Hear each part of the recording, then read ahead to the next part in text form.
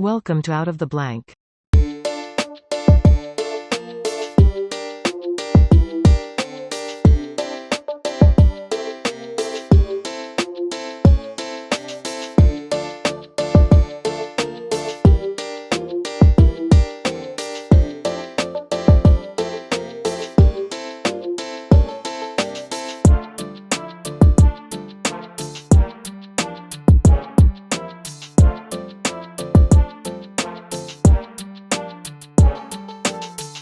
Welcome to another episode of Out of the Blank podcast. Kieron, it's a pleasure to have you on the show. Would you like to introduce yourself to everyone out there listening? Okay, my name is Kieron Connolly, and I wrote a book in 2013, published in 2014, called Dark History of Hollywood. So I've written some popular histories, and I've worked in editorial, in publishing in London, and also as a journalist in London. And years before that, I also went to film school, so cinema has always been an interest of mine. And there's some family background in cinema in the UK in the family. So I sort of grew up a little bit around film and TV in the UK. And what else? Next question. Well, before we get into the dark side of Hollywood, like what fascinates you about film? I think I started learning like not only the relationship between film and politics is actually pretty tight in there, but just the various aspects of like what you start to notice if you actually start like filming your own stuff. Like you start noticing camera angles differently, you notice good script puncture, you notice obviously moments that probably could be cut out of some things as well too. I'm very critical on like everything that I make. So like whenever I see something, I'm like, oh, this could be faster, or this could be said better. But then you're watching a film and like it all kind of falls together.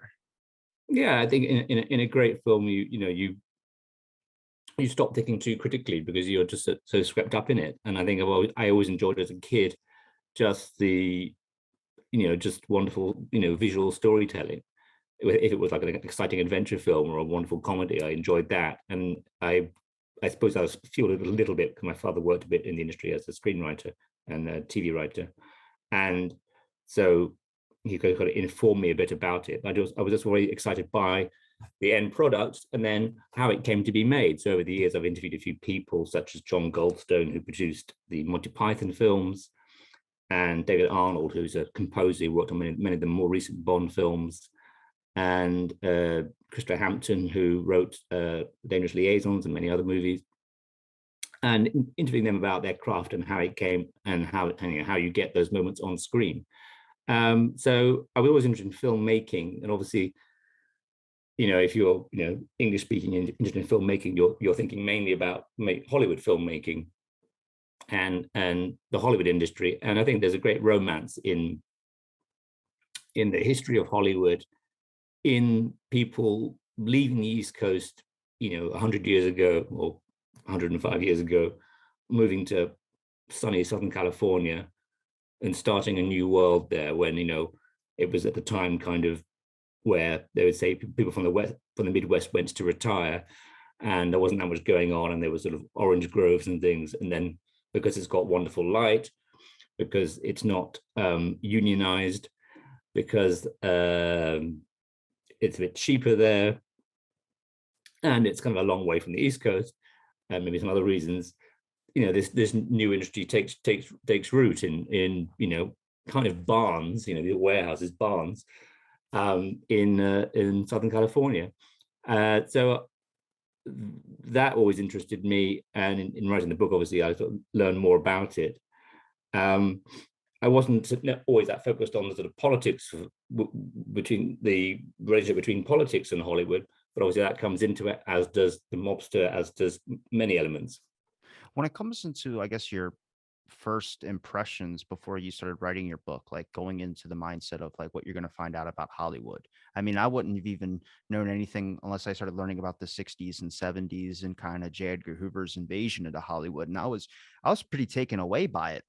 I started to like dive into the subject of propaganda in films, and I kind of started noticing it. Now, like when I watch a film, like, wait a minute, Lone Survivor was like sign up at your local recruitment station. Like if you're, a young guy watching that, I mean, for me afterwards, I wanted to go right to a local recruitment station. Like that's what I want to do. I want to be badass like that. And then you kind of start noticing like even Jurassic Park, I think it was at the ending, they had this DOD, I guess, funded that movie a little bit of money, but at the ending they say, thank God for the Marines. And that was just added in the script. And it doesn't seem like much.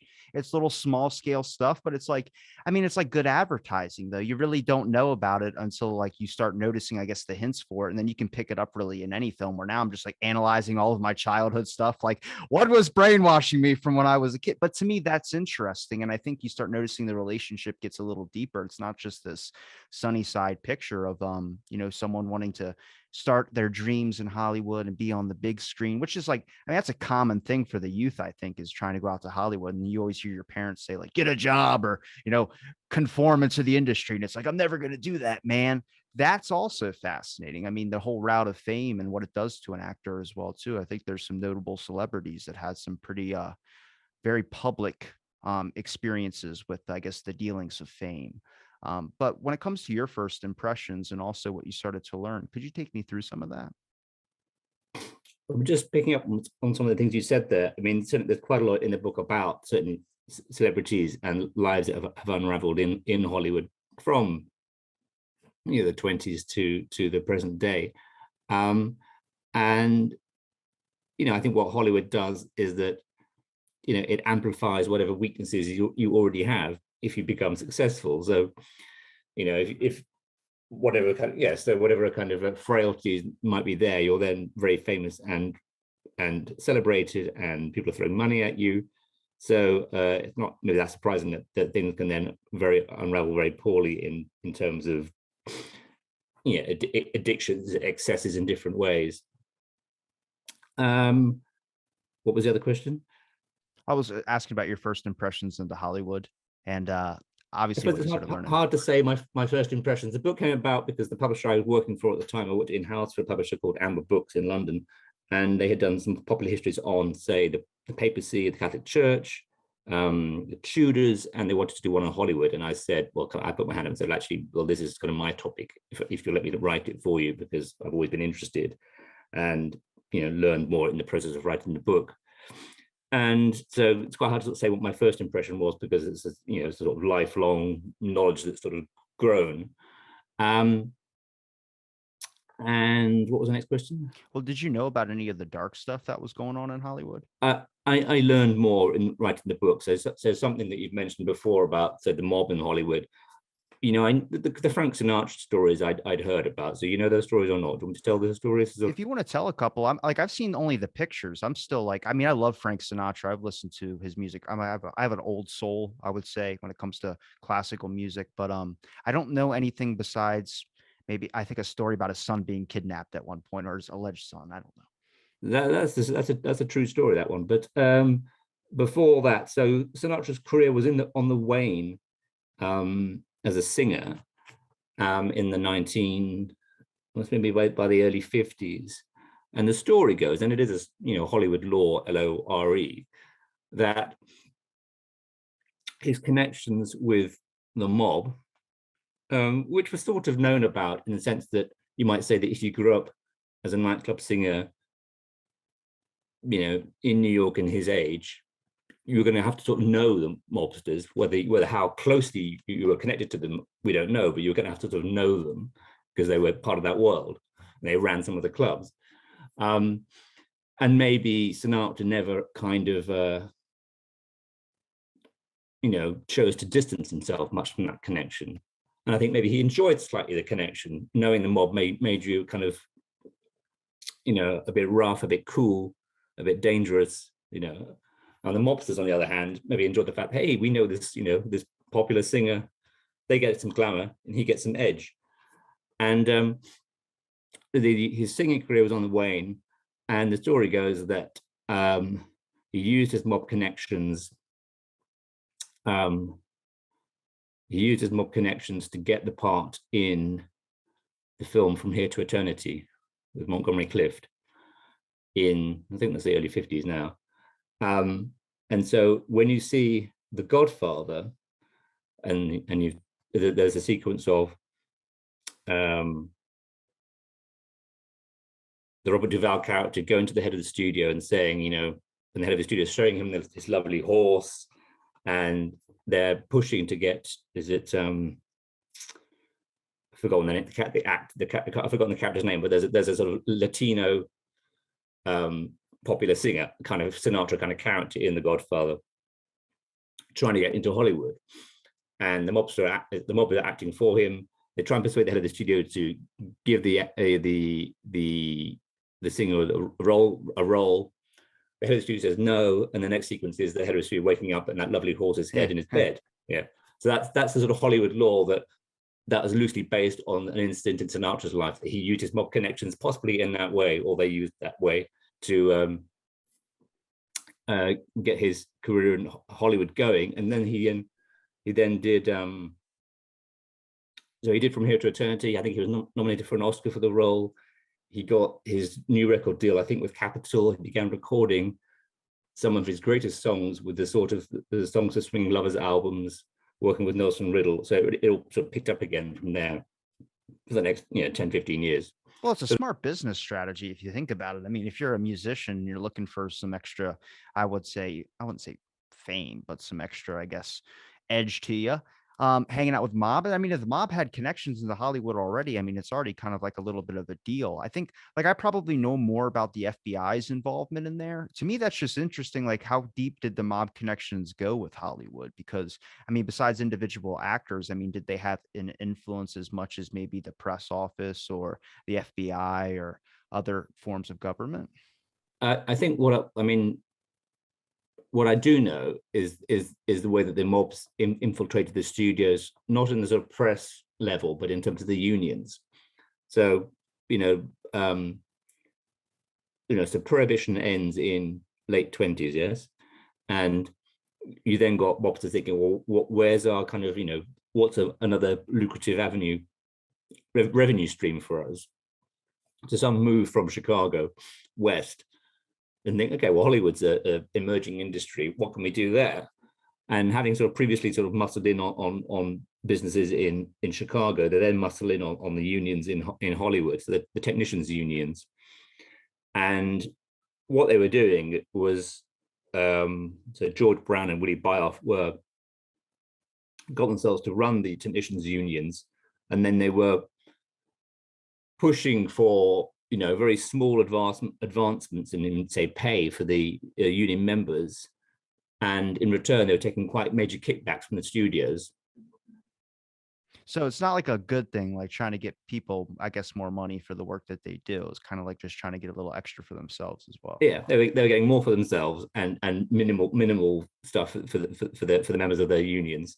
And this went on, I think, from the late 30s to the early mid 40s, and then it was finally sort of found out, and Willie Bioff went into the witness protection program for finally having kind of fessed up, and Joseph Schenck, who was chairman of the 20th Century Fox, went to prison for a while.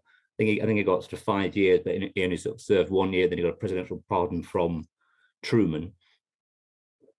So that I hadn't known that it had been that sort of corrupt, that the heads of the studios were actually paying off the mob to suppress the union.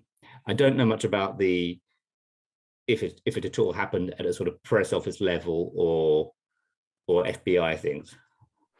The FBI definitely did invade the screen, mostly looking for communists, but there was a production code office that would also catch things as well too, certain guidelines that Hollywood had to go by. But would you say that's an FBI thing, or would you just say that's the Hayes Office production code? I would say definitely the FBI. If you look at what they did when it came to the FBI coming on screen, the FBI could shoot as much as they want. The bad guys could shoot, but they had to miss. That's why whenever you watch a movie and the FBI does come on screen, especially in older movies, you think, oh, the badasses are here. Because that was a rule. Like, you can't have an FBI agent get hit by bullets. There was a bunch of stuff. And you start noticing that through the transforming, I guess, in Hollywood. Like, even now, I think like Lethal Weapon, I wouldn't say, would it be Lethal Weapon or like Die Hard? You have a crooked cop, a guy who was like, seems beaten and broken. He's a bit of a vigilante, but he still has authority that he calls to, and that is the police. I think maybe cops are shown a little bit like they have some blemishes, obviously. But back in the day, there was none of that. I think even Hoover was checking out profiles on certain actors too, ones that were good family men, didn't have any scandals going about them, didn't have any drugs, alcohol, anything of that sort. That's a smart strategy too, but it brings up the complexity. Imagine you're a young actor coming to Hollywood. You might have some, I don't know, maybe say you're young, might have some like liberal views or something like that, or you think about other countries, you might have a voice, or you might be an activist in that sense. You also got to think about like, oh crap, if I say something that could be taken as like communism, the guys could, FBI, J. Edgar Hoover could just send a memo to one of the Hollywood directors, Warner Brothers, any of these giant corporations, and then I wouldn't get picked up for a film. You get blacklisted by Hollywood, and then you just kind of notice the multiple things that start happening. You're just like, oh my God, imagine being 17 years old. Like, I'm going to change the world. I'm going to be loved by millions. And then you go for your first audition and someone makes you want to do something you don't want to do, or, they don't like how you look. I don't know. Well, certainly there's that whole area of the sort of casting couch thing, but then certainly obviously the blacklist did happen, and careers were ruined, and people. I remember thinking of the sort of irony of, 1930s, a lot of either Jewish people or people who weren't sympathetic to the way governments were going in Europe, fled fascism. The Billy Wilds of that world go to Hollywood, have new careers there. Come the 50s, late 40s, early 50s, you've got the blacklist coming in, and actually the people are then leaving Hollywood, some of them, because they can't work under or they've come under suspicion because they've held slightly left-leaning political views, and have begun new careers again in the UK, in France a bit. Jules Dassin made briefly went to France. Some people came to the UK. Others, failed to work in Hollywood at all, or had to work with fronts, or had to work just on lesser material. So that kind of one moving west in the 1930s, 10, 15 years later, moving back across the Atlantic because of the McCarthy and the Hollywood blacklist. I think when it comes to the pressures that really kind of started to, I guess I would say the release of pressure, when we look at like the censorship on the amount of films that were happening from like the 20s, the 30s, and then so on, I think when you start getting into when they started putting actual sex on screen, is not only when you really got to see what I would call the dark side. I think when I focus on a lot of the dark side, doesn't even have to go to like government corruption stuff. It's mostly the mindset of what these actors have to be going through. I mean, you got to think, I mean, it's kind of like doing this, but it's not. There's going to be millions of people that see a film, and they're sometimes closer to your face than anybody should normally be closer to your face. And they develop this connection with this person. I think you could probably name a whole bunch of actors where you know them as their character than you do their actual name. And people think they like have this realistic connection. I mean, we know about like crazy stories, like stories with John Lennon and things of that sort, but it's that fandom aspect, which to me is fascinating, because when you start seeing like sex go on screen, you start seeing a whole different avenue where you see like you have the best dancer, which is Marilyn Monroe. I mean, a lot of people visioned her as a sex symbol, even today, still a sex symbol. But the amount of torture that that woman went through, I mean, I couldn't even imagine. It's like when I look at like Robin Williams or something, he's a crazy good comedian and a great, like, best movie star, in my opinion. But then, like, I mean, what happened to him? And you just kind of realize, like, oh, like, all these jokes that he was cracking, all these laughs that I was creating, I was like, something happened to him. No, whether that was unapplied pressure or that was something that was going on in his life. And like, we just didn't pay attention to that. And it's like, that's why I think there's like a giant push for mental health here too. But I mean, the whole dark side of it. I mean, look at the actor's perspective. Look at what everybody has. I mean, the directors too, the influence on how to make a good film, and people being mad if like the sequel doesn't pan out as good as the original. Oh, it's immense, it's immense, fame and wealth, but also immense pressure, and that I mean, it must be hugely unsettling for particularly people in front of the camera, that all of a sudden the world thinks they know you and they don't know you. With Monroe, I think she was troubled throughout her whole life, and obviously, as I was saying at the beginning, fame is only actually going to amplify that. I think I read that she probably sort of heard voices throughout her life. She had a very sort of troubled upbringing, and in fact was sort of married off when she was 16. This is the irony of the woman who becomes, like, in a sense, the world's most desired person. And actually at 16, she was sort of married off because no one quite knew what to do with her, and he would sort of protect her, but sort of like, not because he loves her, not because he desires her hugely, but he'd be a sort of protector for her. That was her first marriage of 3. I remember George Axelrod, who wrote the play The 7-Year Itch and co-wrote the screenplay The 7-Year Itch, which she's in, and he sort of said, if you knew Meredith for 2 minutes, there was nothing sexually attractive about her. That was for him. There was nothing. It was those sort of, if she was so, I mean, obviously we all feel differently about different people, but she was, so troubled, or that actually what you see on the screen is the sexy performance, but that's not what you've got in reality, unsurprisingly. Were you ever surprised? I mean, do you find that fascinating that sometimes the person that's on screen isn't necessarily the person off screen? Like, there's a whole bunch of videos you can watch on YouTube of like Tom Cruise yelling at like the guy who works in the prop department, supposed to set up the catering table or whatever it is. And it's a very popular video, but I just go, I mean, what do you expect? I mean, a lot of these actors, like especially someone like Tom Cruise, which is, we can leave the Scientology thing out of it, but when it comes into his aggression on things, I'm like, he also goes and does a lot of his own stunts. I think he broke his foot in a Mission Impossible. So when someone doesn't have, their one job is setting up a cart table, he gets really, really pissed. I'm like, I mean, it makes a lot of sense. I mean, the overmounting pressure on actors to either take a film or, I mean, Nick Cage is still my favorite, but people are like, he should stop doing movies. I like it. I find it hilarious. But I mean, what is that pressure from Hollywood? Brendan Fraser's another good example. I think I've not seen that clip about the Cruise shouting at the catering person. Was that one of the COVID ones where the guy wasn't wearing a mask or not? No, there was another one like that, but this was actually a couple of years before. There was a person that didn't have all their stuff set up, I guess the catering table, and he just like lost it. I think there's one with Christian Bale too, but I don't know. Yeah, To me, it's like Christian Bale one on Terminator. Yeah. Everyone's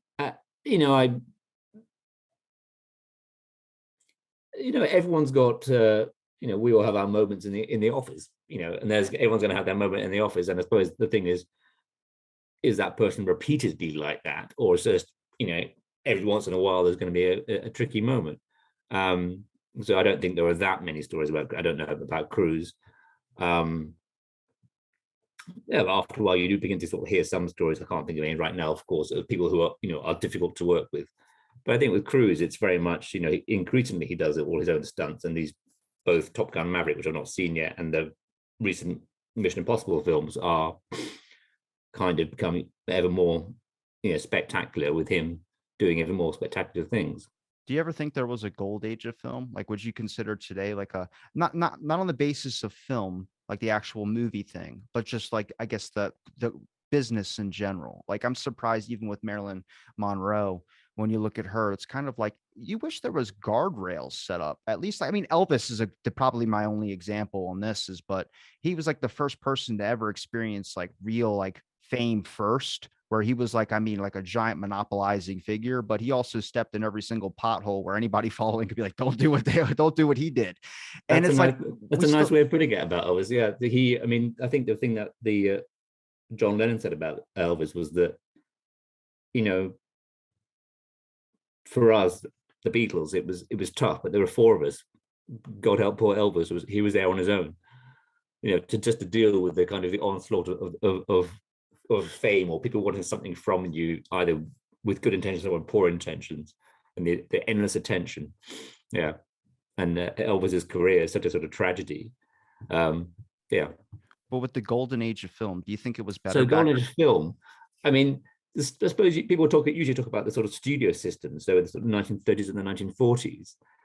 And I suppose the filmmaker I like most would be Billy Wilder, who's best known for Some Like It Hot, The Apartment, Double Indemnity, Sunset Boulevard. And so his best films were in the 1940s and 1950s. And I think, going back to something you mentioned earlier on, was that with the production code and the sort of sex on screen and censorship, one of the there were so many things you couldn't say or do on screen, and you had to run your scripts through past the production code, which had been set up by the industry.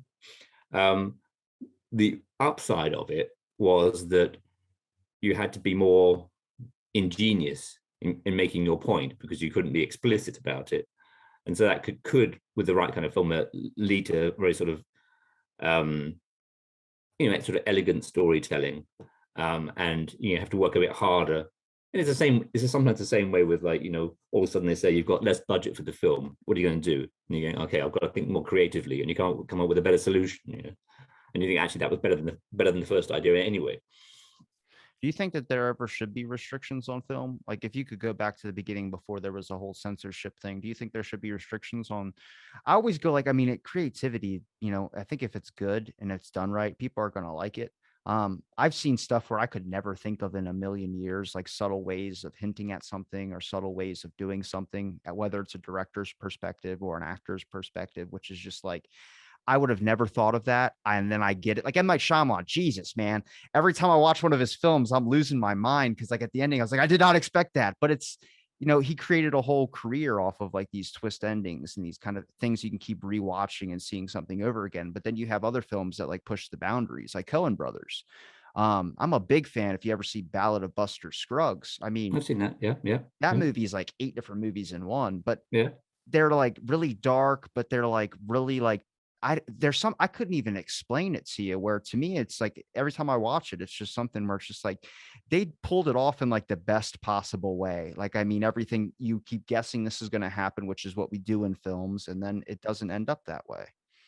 Yeah, I think the Coens are very good at sort of a wrong footing the audience and sort of playing with storytelling itself.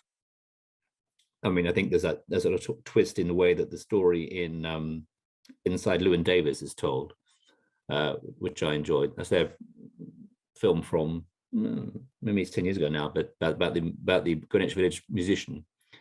And I don't want to give it away, but there's a sort of twist in the way the story is told. Whether that makes the story any different or not, I don't know. But there's a sort of twist in the telling of it.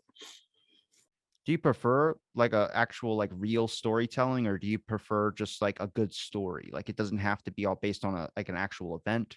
Like, I find myself now that I wouldn't say I'm older, but I'm in my 20s and I like watching documentaries a lot more than I used to. I used to think documentaries were terribly boring. But even like I just want to watch something where there's like at least a little bit of historical stuff in it, whether it's like 3 Mile Island or something about like a real event that did happen. Netflix is great for that right now. But then I watched Avatar too. It's like a 2 hour and 30-minute movie. And you're like, oh my God, halfway through, you're like, is it almost over? But it is really good. And it was something I waited 10 years basically for that movie to come out again. And I mean, I got it and I was happy with it, but there is that. I mean, so I do like the fantasy stuff and I do like the real documentary stuff, but do you prefer real actual storytelling based on a true event that might be added with some fantasy a little bit in there, but it is based in a real current story? Or do you prefer something that's more made up, like Star Wars or something that's way out there? I probably prefer things that are purely fictitious. I mean, having said that, things that are based on fact, that the danger can be that you're tied too much to trying to sort of tell a factual story in a sort of dramatic setting, and then it can become sort of neither nor. But there's that recent film about which I haven't seen yet, called She Said, about the bringing down Harvey Weinstein and the journalists there, and you wonder, will it become too sort of worthy a story to tell as a drama? And again, I've not seen it, so maybe it was wonderful, and not that effective as a drama. I quite that. Having said all that, I quite like stories where you've got a sort of historical backdrop when you're telling a fictitious story against, say, a war or something like that. And I find that can be quite good if you're, or in a sense like Titanic. There's a fact that we all know the factual elements of the story. Within that, they create a fictitious story of Jack and Rose. And that's what we're invested in terms of, how will they survive, or will they survive? So I quite like the sort of the fictitious foreground, the factual background. I think when it's a sort of factual foreground, it can be quite difficult to tell it well, which sort of satisfies you both as a piece of factual history and also a piece of drama. You're always going to have critics. It's like the one thing that kind of sucks is that obviously every movie's not made for every single person out there. There's an individual, but Titanic, I don't know anybody that hasn't cried during that movie. I've cried during that movie. It's great. I like how they do spin a little bit of a fake story inside of the Titanic, but still manages to keep the gravity of the actual historical event as well. So I mean, when the ship's going down, you just hear the crew just playing their music while the ship's going down. Women and children first. I mean, I don't know how many people would actually be following that rule. I would like to think in my mind there'd be a couple of people like, no, I'm not doing that.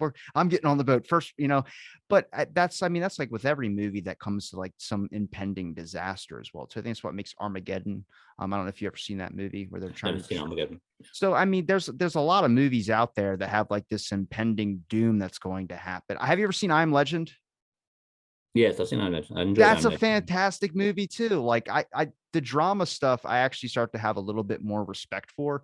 I used to just be like want to see action movies and comedies and things of that sort, but I also like a story that can really kind of pull you out of the fact that you might be in a theater or you might be in your house and really kind of put you in the place of like you're actually dived into the. I have ADHD, so that's not an easy task to do. One thing I did want to bring up was you were talking again about the kind of mob and Hollywood, and Tell me all the Godfather movies are a lie. Do it. Go ahead and tell me. I've not seen Godfather Part 3, but no, I was thinking about under the studio system in the 1930s and 1940s, the studios had very close contacts with politicians and the press. So in the Coen brothers film Hail Caesar, which is a kind of quite a light-hearted madcap comedy, but it's very loosely based on a Hollywood fixer was called Eddie Mannix, who worked for MGM in the 1930s and 40s, and the things that he had to do to keep the studio running in terms of, if say an actor was caught drunk driving, to maybe like pay off the police so it doesn't become publicly known, or maybe pay off a press contact, and similarly with politicians. And so that was something I learned a bit about in the book. And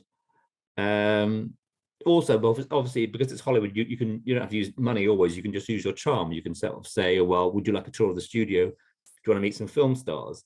And in return, can you not pursue this DOI case?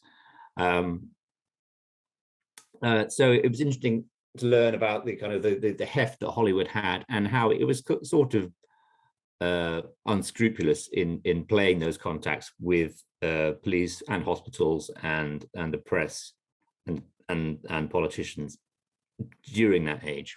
Do you think that a lot of that happened to be with like just a lot of blackmail or just information that people had from other ones? Like, I mean, you see that sometimes like J. Edgar Hoover, like blackmail certain politicians and things of that sort, but he just had a lot of information. So I don't really deem it the fault of the guy. I believe that anybody in that position would have just been a corrupt individual, because there's things that you probably shouldn't know about people that you end up just having a whole backlog of information on. And then you got like connections with like press. I mean, press are always trying to get us. I remember back in the day, every tabloid magazine had like a cooter shot on it. I swear to God. And it was like, that was How to what on it? a cooter shot. What's that? You don't know what a cooter is? No, Like when they're getting out of the car and their legs are open and they got a good shot, right? Yeah. Okay. That was like I mean, I remember all the time when I was a kid walking like by like the grocery store, like checkout line, and there's just a magazine, like guess who got that? And it was like, I mean, what else the actors like they have to I don't, first of all, I don't know anybody who's like bending down waiting for a car to open up, but that's like a real thing they had to worry about back then too. And then look at like Sean Connery. I mean, Sean Connery in that interview famously says sometimes a woman needs a good schmack, and he says it just like that. And I'm like, how many people paid off a newspaper or a police thing just to make sure that whatever you were doing in your free time didn't get publicly known because they were afraid it was going to damage your career? But that's why people have PR people. I think I forgot what his name is. He made a really good statement about the media, and he was like, the media are kind of like the police, and your PR person is like your lawyer. Never talk to the police without your lawyer present. And it it kind of started to make a little bit more sense. And it's like we kind of see an industry and we see the product that gets made afterwards, but you really don't know the whole background stories behind films as well, too. I think the mob connection to the press is pretty new for a lot of people.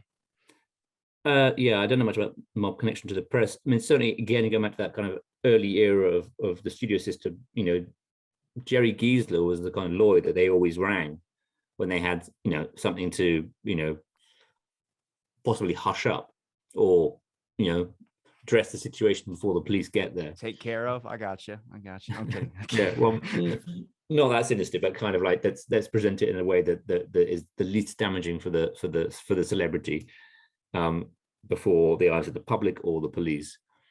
And yeah, I'm sure people have been paid off over the decades. What was the question? I forgot too, so don't worry about it. We could just move on to it. I mean, throughout your, I guess, writing about your book and kind of learning more about Hollywood, I mean, did you have anything that kind of shocked you a little bit? Like, I mean, that you just necessarily didn't like, maybe kind of changed your perception a little bit more about Hollywood? I think it was probably,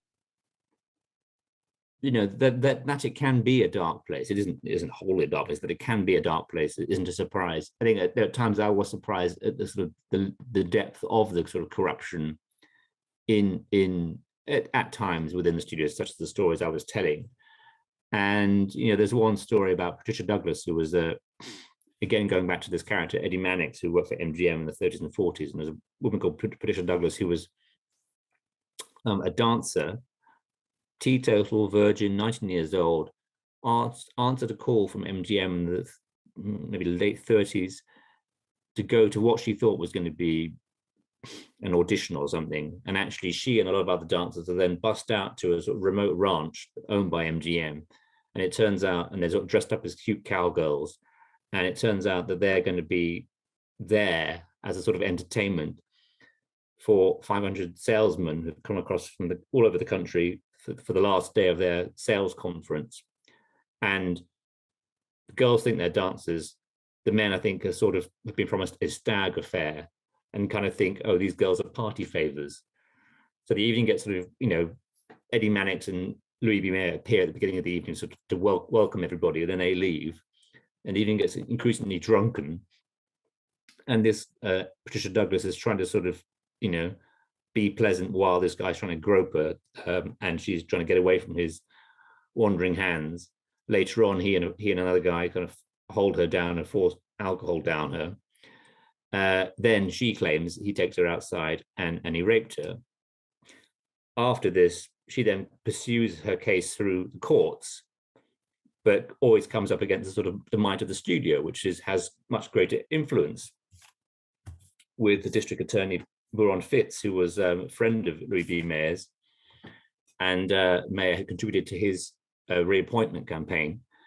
And she said ultimately, it ruined my life. She never got, she was never successful in the criminal or the civil courts. And Eddie Mannix, she said it ruined her life. Eddie Mannix, the general manager, sort of said, we had her killed. Well, metaphorically, they did. So those sorts of stories surprised me. Is that a Hollywood weighing its options, like a new kind of actress versus maybe someone that they kind of use a lot, and they kind of see like, we can't let the scandal break because it's going to look bad for the guy that we've had a relationship for a very long time? So what was the beginning? Is it weighing its options? Yeah, like the Hollywood weighing its options of like, are we going to let this new actress pursue a case that's going to take out maybe a connection that we have or something like Yeah, that? I mean, her case wasn't against any celebrity, but her case was against the studio, and it would be damaging for the studio for it to pursue. So they're thinking of ways, how can we either kind of get the case pushed out of court in the first place, and this story silenced. I suppose what's interesting in recent cases, this is slightly different, but with the Johnny Depp story and Amber Heard, is that he was accused in 2014. 2014, and in more recent years, the Sun in the UK newspaper called him a wife beater, and he then sues for libel. And the risk there, as proved, was that if he hadn't sued them, the story would have kind of gone away. In suing them, he amplifies the story and says, no, I'm not. You've libeled me. Well, he had to. He lost his contracts with Disney. He lost everything basically. Nobody wanted to make a movie, especially in the States. Nobody wanted to make a movie over here with him because he was being called a wife beater. I think he sued Amber Heard and he won that trial. Yeah, he's won recently. Yeah, Yeah, and I mean, she's now blacklisted. yeah, I mean, I still wonder with him whether I mean, he might say I have to do it for the sake of my career. I wondered if he'd let it go and let the newspaper write that, whether the story would have gone away. And actually, by suing, he amplifies it. Now we all know the story, and then he lost the case as well. He lost the UK case, the English case. About to say in the US, the case that he won, a lot of that was because damages to his career, but then Amber was proven to be. I mean, that I think both in that relationship, both of them were toxic for each other. There's obviously faults on both sides, but there was like a lot of stuff in court that obviously was just like, all right, look, I wasn't believing her for a minute. But I mean, depending on where people fall in that, but I mean, that's also how, you have two giant actors that start a relationship. I mean, most of the time, I don't know if it really always goes well. I can't really think of any like long lasting relationships besides the guy, Keith. What is it? Keith, the guy who plays Thanos in Marvel Avengers. He's been married to that chick for I don't know how long now, but it's a great relationship from all that I see, I guess from, whatever the red carpet views on it. And it's like, I mean, there's always these scandals. What breaks the tension? Is it just two people that fell in love and got into it quick, or was it pressure from press? I mean, you got to think how many times they film freaking Leonardo DiCaprio or my favorite, Tobey Maguire. That guy, when he's playing Spider-Man, is it Tobey Maguire? Yeah, it is Tobey, right? Okay. When you ever see him when he's out behind the screen or when he's not on camera or something like that, when he's just walking like and presses up in his face, he's like Kanye telling him the press to screw off. Like it's a completely different guy. He doesn't seem happy at all, but he's different on screen. You got to think, what are the overmounting pressures of having a camera shoved in your face 24/7? No, I mean, there's always that thing of how you learn to manage it. I don't know how anybody does it well. Yeah. And where does Harrison Ford live? He lives up in. Tell me a scandal about Harrison Ford. No, I don't know any stuff about Harrison Ford, but he lives in very there's a farm in Wyoming somewhere or wherever it is, a very remote place. I'm about to say with Harrison Ford, I only bad things I've heard about him was nobody liked the Indiana Jones movie, The Crystal Skull. I liked it. I thought it was great, but everyone's like, that was his worst Indiana Jones. And I'm like, I don't know. I haven't seen the newest one yet. And I'm like, that guy's getting a little bit too old. But that's also like, when does your career stop? Like, when do you get out of it? I think, what's his name? Oh God, Honey, I Shrunk the Kids. Who is that guy? Rick Moranis. Rick Moranis. Yeah. That guy, his wife, I think either got sick or died, and then he took care of his kids and he gave up the whole Hollywood career. I mean, he's like the legendary example of what a lot of people would not do. I mean, despite your opinions on as a parent having a kid and how much you love your kids, but it's just the aspect of like he was on top of his game and just walked away from the table. Most people don't know when to stop. Yeah, I think there's a line in Sunset Boulevard. So that's about a silent movie star whose career ended with the coming of sound. The sound coming out in 28. And it's now that by that point, when the movie's made, it's the early 1950s, and she's still living on these past glories. And the younger screenwriter says to her, there's nothing tragic about being 50, not unless you're trying to be 25. And she was only 50.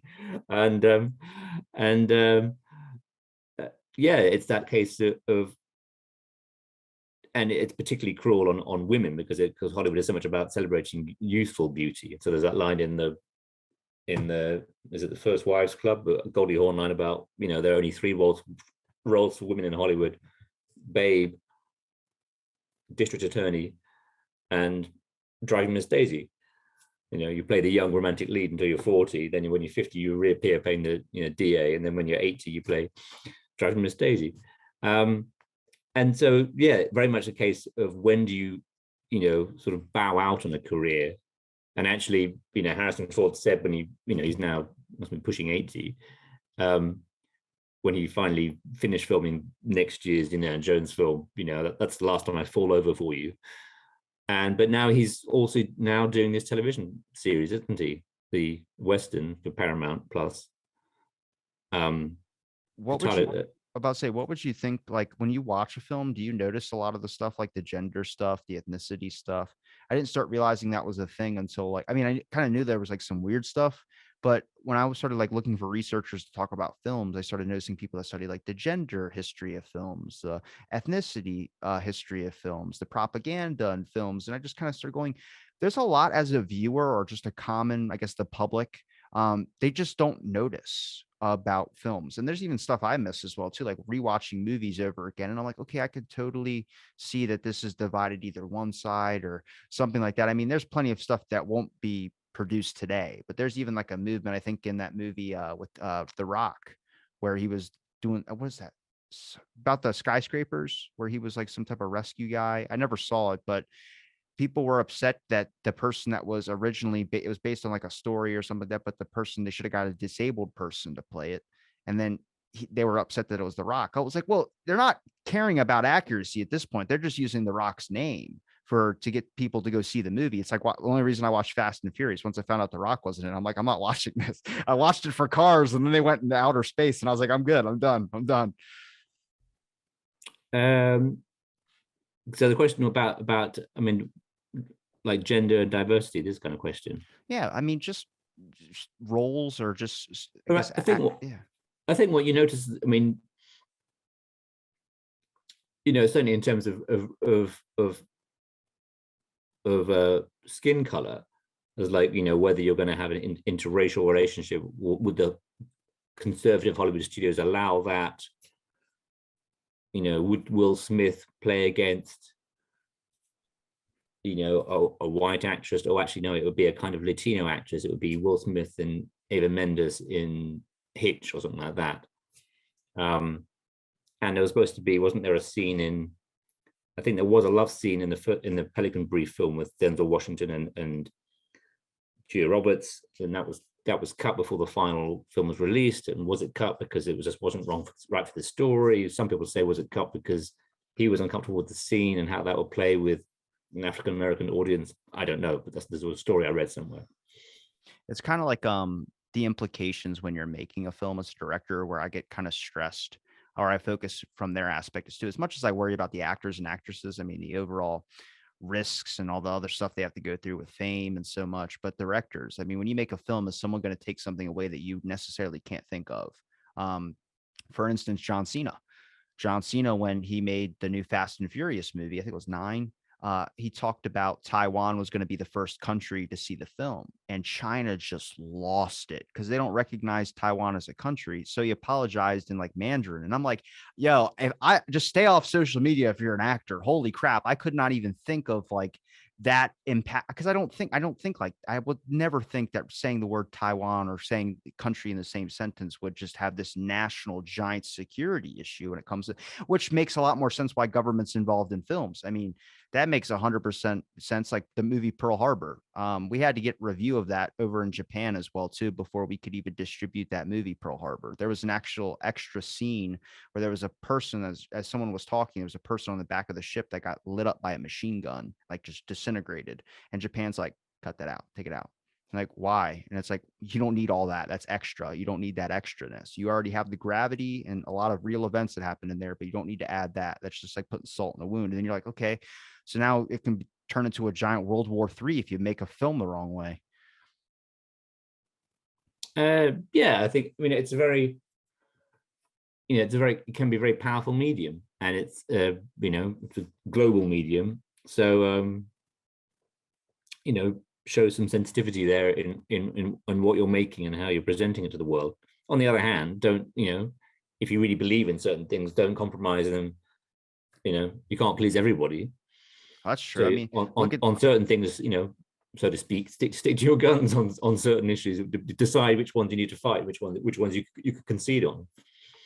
when it, like, I mean, have you looked at any modern TV series? Like, if you look at like Jeffrey Dahmer, like that one has, I've not seen it. I've not seen much recent television. So I'm about to say, because that sparked up like a lot of controversy. And I'm just like, I don't, at this point, it's like, you just got to, like you said, just make a film. And, if it gets recepted one certain way, and like, obviously, if it's not what you, I feel like if it's not what you intended, like if you're not outright like cracking jokes on like a certain thing, but if you just do something and someone takes it a different way, then I mean, you can just be like, well, that's not what I was thinking about it at all. But I mean, everyone's going to like examine it in their own little perspective thing and pull something out of it. That's like, it's like if you see a butterfly fly across like a road and it just misses a car and you're like, oh my God, it's a sign from God that life is beautiful. It's like, no, it's just the car didn't hit the butterfly. You would have a completely different reaction if it did. Yeah. Throughout your book, positives, anything like any things that you really appreciated when it came to something that you came across that was like a story where like, that's very interesting. I mean, I think I found it all interesting, and I would have loved to have been able to spend longer writing the book, but the publishing schedule didn't allow for that. Positives.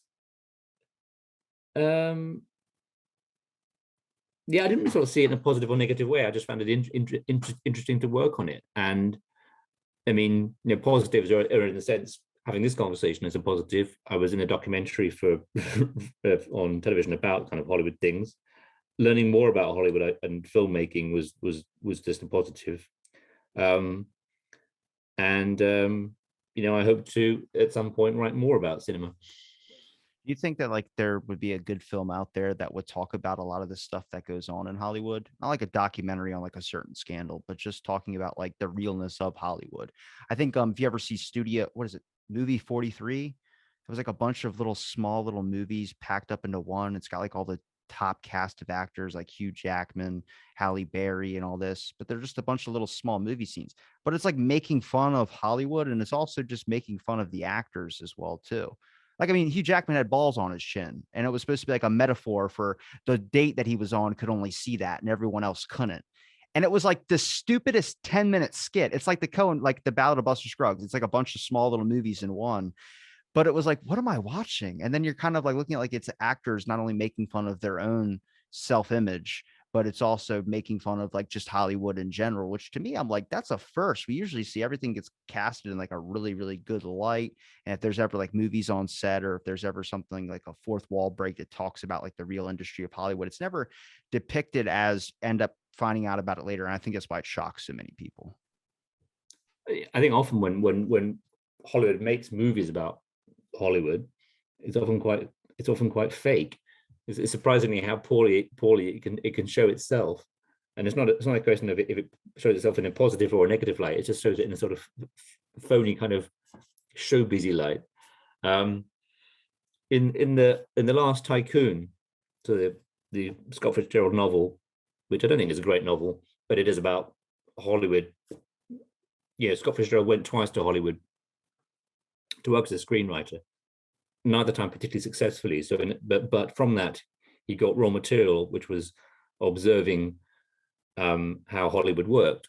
So, in a sense, Hollywood didn't get much out of him, but he got something out of Hollywood. And from that, he wrote The Last Tycoon, which is his final, and it's incomplete. And it's not a great novel because of the love story that he tells between the studio executive and the actress, or the woman, isn't particularly interesting. But what is interesting is the world that he depicts of silent era Hollywood. And there's a great scene in the book, and it's also in the movie, not the TV series recently, it might be the TV series, but in the movie made in the 70s, of the Monroe Star, who's the movie executive, explaining to an English playwright how to write for the pictures, how to write for movies. And Donald Pleasance plays the English playwright, and it's a lovely scene in the movie of kind of what can be magic about cinematic visual storytelling. And the playwright doesn't think he understands it, but he kind of does. It's well worth looking up. Have you ever looked into the concept of movie magic? Into the concept of it? I mean, only in cinema, what cinema has that theatre or fiction in terms of prose doesn't have is editing, in terms of the juxtaposition of these two pieces of film. So we cut from that shot to that shot, and that's what's in a sense is the most magical thing about it. With that, you can also play with the juxtaposition of sound and image, and whether that's music sound or a door slamming or someone's voice. And so these are the sort of things that you're playing with. So with someone like, obviously Hitchcock's doing some very interesting things at times with juxtaposing images and creating, montages and things. So I suppose that's the sort of magic. The magic might just be that the exhilaration you feel when E.T.'s bicycle lifts off, and flies across the moon. There's definitely a concept out there of like our stereotype of movie magic. And I always try to figure out what that was. Cause I mean, you could have a scene where if you're looking at it like two car doors slamming at the exact same time, two people getting out of the car, but you don't hear two separate door slams. You hear them synchronize, and they do that. Like I've seen blooper reels where like, nope, got to do it again. You didn't do it 1, 2, 3, and then they slam the doors and they click. That's something so small, which is like, I mean, it's in a split second in a scene. You don't even think twice about it. But then when you notice it, you're kind of like, okay, that's interesting that they spent a lot of time, spent like 10 minutes trying to get that door to slam properly. But then you have cult films. You have huge followings of these. Big Lebowski, one of my all-time favorite movies. You have Stanley Kubrick, who makes like, I mean, epic films. And I'm like, is that a different style of movie magic? The fact that they do get this cult following, whether it's pushing the boundaries on whatever the industry was at the time, whether it's like leaving, I know people say like, oh, there's an Apollo kind of conspiracy that's linked into one of his films. And I'm like, I don't really necessarily believe all that. And I think they're just weird coincidences at times as well, too. But there's just this interesting aspect to it. I think that's why Quentin Tarantino also has like a really good film following as well, too. Like when he made Once Upon a Time in Hollywood, and not only showed like a kind of a fictitious story, but also with real events as well, too.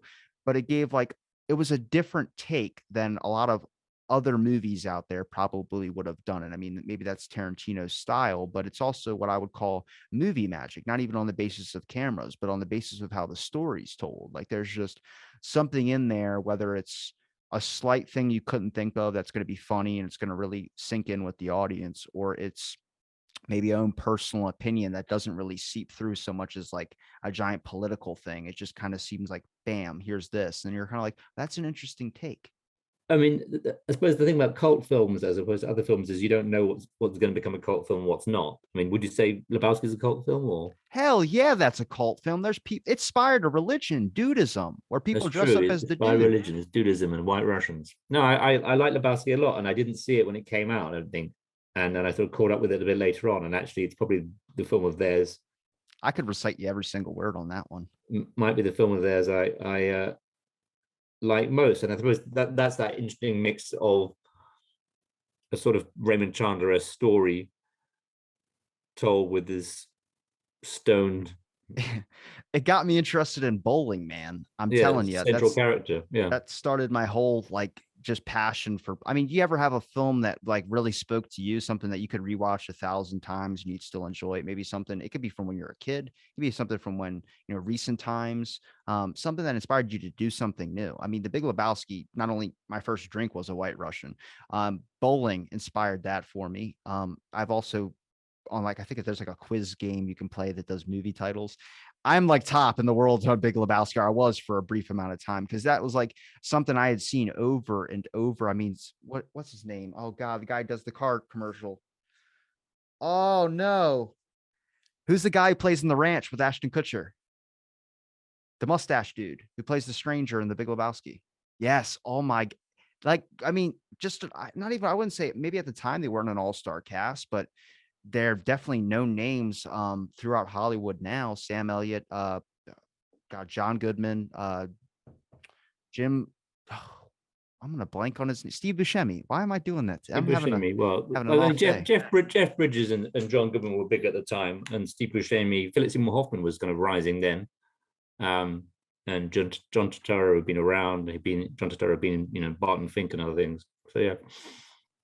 But do you have a movie that had you inspired to do something, or maybe changed your life in the sense of you picked up something or you added something to your life?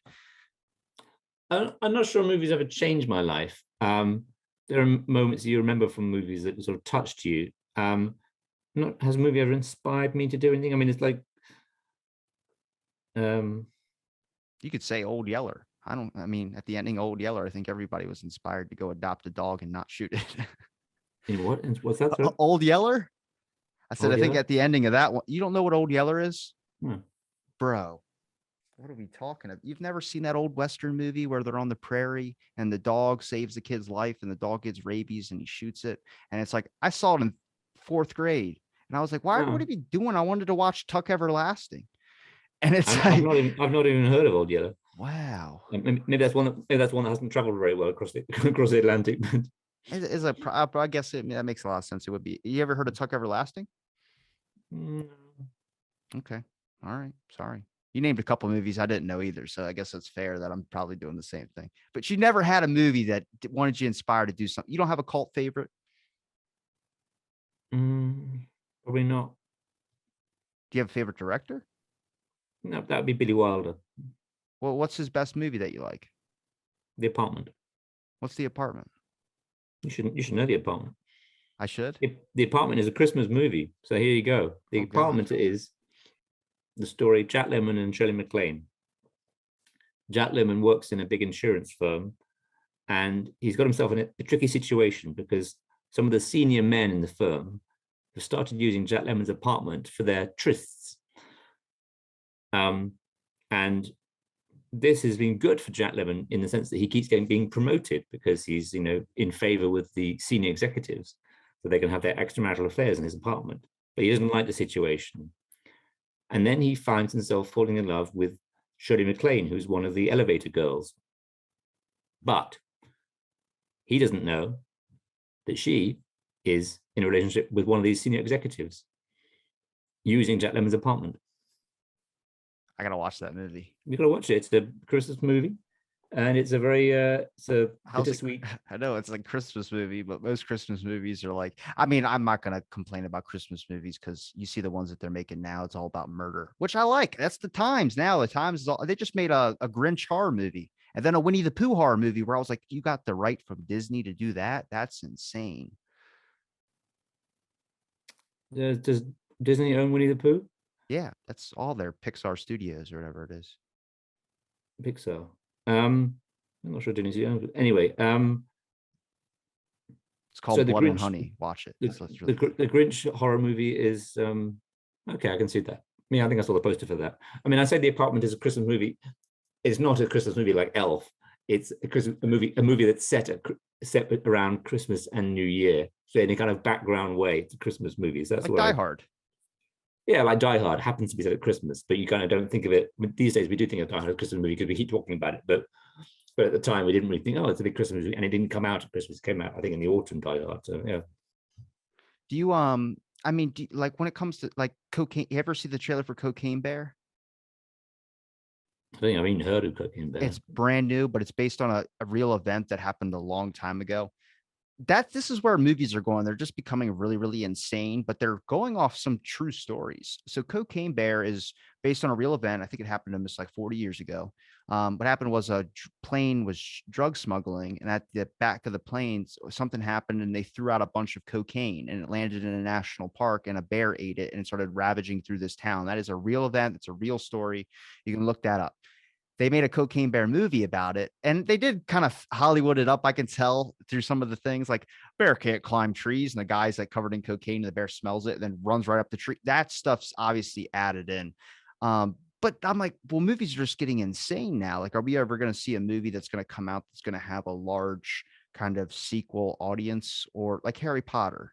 I mean, maybe that was just the times of when Harry Potter came out where they made so many movies back then, and it kind of followed the book line. I know that, but there was plenty of movies back then that had Fast and Furious is another good example. But there's plenty of movies that came out like when I was a kid that were just, maybe that was the times where people wanted to see a second and see a third and see a fourth. But then, I mean, today it just seems like there's so many things that they can go through now. I mean, they've had many different variations of Superman.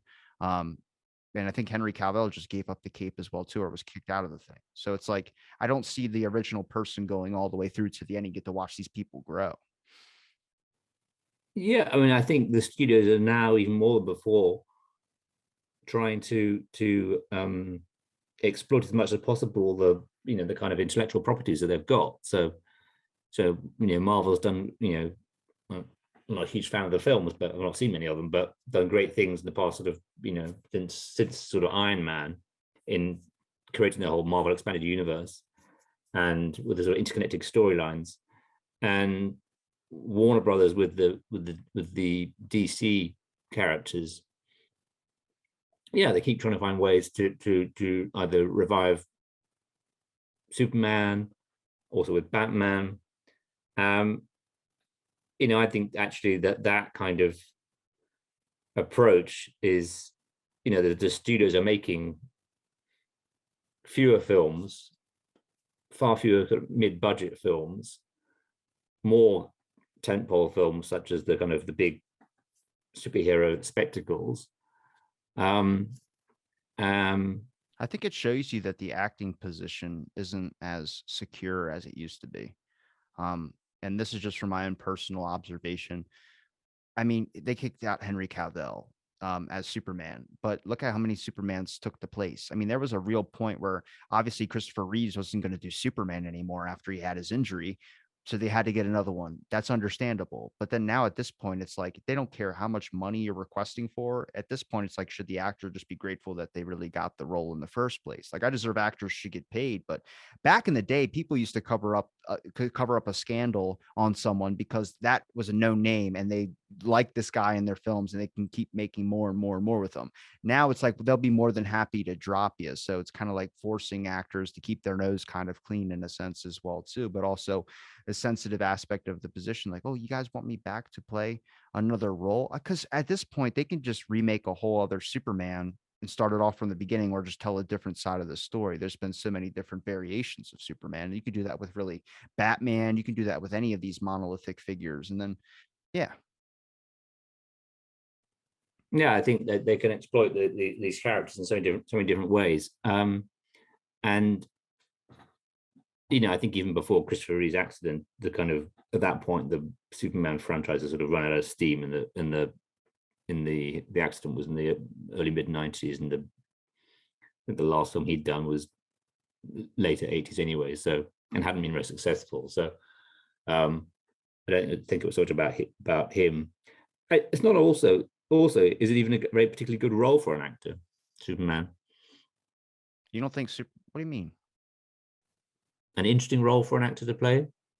I mean, I suppose each film can make it more interesting than other, but there are some roles that I think are. I mean, Warren Beatty was considered for the first Superman film, and I think he turned it down. That's the first Christopher Reeve film, because he felt silly wearing the suit.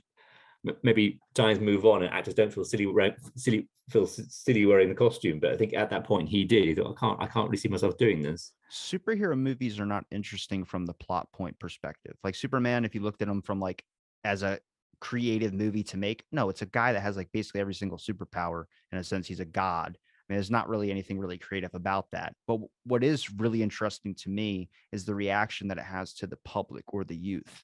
Like I think it's the nephew of Henry Cavill was in school saying that his uncle was Superman, and everyone was calling him a liar. And like the teacher was even like, all right, stop making up fairy tales. And he brought his uncle Henry into, the school. And it was like, oh shit. Like, yeah, I mean, my nephew thinks I'm Tom Holland and he thinks I'm Spider-Man. It's kind of a little joke we have in our family because I kind of look like him. But it's like, I mean, I think they even made a movie about that with Ben Affleck, where he was playing Superman at an amusement park and some kid brought a gun to shoot Superman and test it. Like if bullets can bounce off you. And it's based on a true story. A kid actually brought a gun into an amusement park to shoot the guy who's playing Superman. And just talked the kid down and saying, if you shoot me with those bullets, some of them could bounce off. And that to me makes the role interesting, where I start wondering, like, I think they have a little bit more impact in our society than, I wouldn't say it's creative in the aspect of like, okay, Superman's just punching things. I like to watch it, but I don't think that's not obviously a good story. Yeah, that's kind of interesting. That kind of brings us back to the impact of Hollywood rather than the film itself, is the impact that it has on the general public. That people really believe that Ben Affleck had superpowers, not I was just wearing a costume. It was all special effects, and how that and how we believe we like to believe that it's real. Drama is all about the suspension of disbelief, and we like to believe that they really are. That these actors really are that witty, that everyone's that pretty, that they really can throw a punch or take a punch. I think Hollywood or just movies in general do something to us where it's supposed to be an escape. And I think that's what we really enjoy about it. But also, I mean, I think that's why a lot of people don't want to meet their favorite actor or favorite, whoever comedian, whoever, because they're afraid that it's not going to live up maybe to the expectation a little bit. Which I start wondering, would we be okay as people with a movie that showed an actor as themselves? Like just have them, like I think even in the new Disney film about the new Guardians of the Galaxy, it's like a Christmas edition, they had Kevin Bacon in it. And Kevin Bacon was just playing Kevin Bacon. And everyone's like, kind of like, you didn't save the world by using dance. He's like, no, that was a movie I played where I danced. And it was like, kind of like, they were just kind of throwing shade at him, saying like, oh, so you're not this hero. You're a phony. You're an actor, the worst of people. And he was like, yeah, we are bad sometimes. And it was just like that, where it was like, that dude, I don't care if that's him in real life or whatever, but that someone that can take a joke like that and kind of make fun of the position that they're in, that's interesting to me. Yeah, yeah, that's good. No, that sounds fun. The yeah, the making a joke out of himself, taking a joke. Yeah, I mean, that just didn't happen. I don't know, that idea, that concept is, I wouldn't say relatively new, but I haven't seen a whole lot of that. I mean, even back in older Hollywood, it was all about trying to play something that was more out there than the original thing was. I mean, films like that had, can you think of an interesting film from back in the 20s, 30s, 40s, or 50s that we've even thought about doing again today? Besides Godzilla, don't say Godzilla because that's been redone too many times. But like King Kong's probably another good example. I don't well, know when King that. Kong was one. There you go. You got there first. King Kong was being remade. They threatened to remake things such as Casablanca from like 44 or something like that, isn't it? See somebody take up Yeah, the I role mean, for Charlie West Chaplin. Side Story was a film from when? When's West Side Story made in the early 60s? I don't think I've seen that movie. West Side Story? Mm-mm. You've heard of West Side Story? I've heard the reference of West Side Story, but I don't know exactly what it is. Okay, well, West Side, yeah, so Spielberg made West Side Story last year, yeah. He made a musical of it. Well, he made a film of the musical, but that was, but the film had originally been made in the early 60s. I didn't think much of Spielberg's film because I thought that it didn't do enough that was different from the earlier film. Um, I mean, I liked Spielberg as a filmmaker a lot, but I didn't think I thought you don't need to. I mean, it's it had been his favorite record as a kid, listening to the Broadway show soundtrack, and his remake, his version in the film version was, as far as I could tell, just too similar. I mean, there were some changes, but generally, I didn't think it was that interesting. I think Steven Spielberg, and this is kind of a controversial take, a lot of people kind of feel this way, but people believe that he was better when he was drinking and he was kind of burning himself out a little bit as well too. It's kind of like Hunter S. Thompson.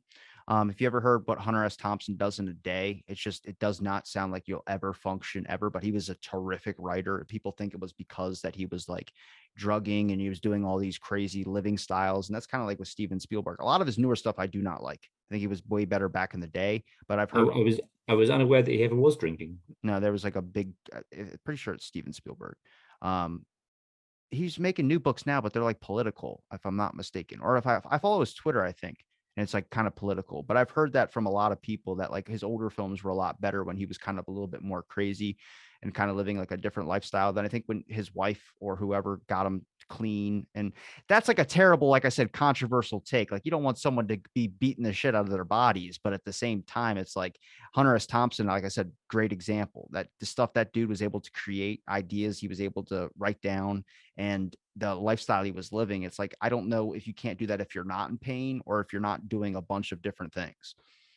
Yeah, I mean, I think horses for courses. I've never read any Hunter S. Thompson, and he's in a very different field from Spielberg. But I think that you can create great art in very different ways, and you don't need to be intoxicated to do it, or to have had a terrible life. For some, that works that way. For others, not. So I think there's a great sort of spectrum there.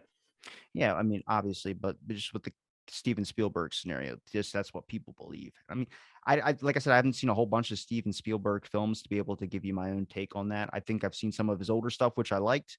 A lot of his newer stuff, I've taken a glimpse at it. I was just something that didn't really attract it to me, but I mean, it's hard to create obviously new stuff. I mean, even like Cowboy Bebop, I think was a thing that they just made a something for Netflix about as well too. I've never heard of that before, but there's a giant following that's behind that. And you hear the history behind that, and the guy's like, I mean, it's like watching a Rick and Morty cartoon or some type of animated show. Like you watch Family Guy, there's no way you're not doing something that causes you to think this way, whether it's just Seth MacFarlane's crazy, but he even talks about a lot of his like, directing cast or the people that are writing a lot of the storyboard stuff. I mean, they're all not like sober people. And it's just like, yeah, I mean, it's the slapstick comedy. It's like watching Naked Gun. It's like, I don't know what they're doing when they're writing Naked Gun, but for I'm hooked. And it's always like becomes one of those stoner comedy type deals. I think with Naked Gun, it's the fruit of having seen a great deal of film and TV over the decades and absorbed it and enjoyed the fun of making a parody of it, as with the airplane films. I'm going to have to go in a minute, so should we wind up with a final question or something? Yeah, if you want to just let everybody know where they can find your links, man, I appreciate the time you gave me to talk. Well, thank you very much. So I have a website, kieronconnolly.com. The book is called Dark History of Hollywood. I think should be available in Barnes & Noble in the US. It's published by Amma Books in the UK, and there will be a somewhat revised edition out in February. And it's been a pleasure talking to you, Robbie, and I very much enjoyed talking about Hollywood and movies. Well, I'm going to link all your links in the description. It's been a pleasure chatting with you, and thanks for listening to this episode of Out of the Blank Podcast.